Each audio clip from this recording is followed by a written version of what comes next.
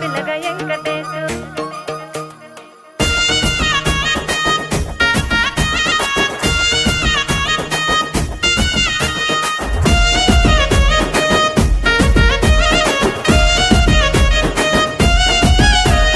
చిత్రాల మనసు నాది చిన్నగా పోతుంటావో చూడక పోతుంటావో ఇంట్లో చిన్నదాన్ని నేను చిత్రాల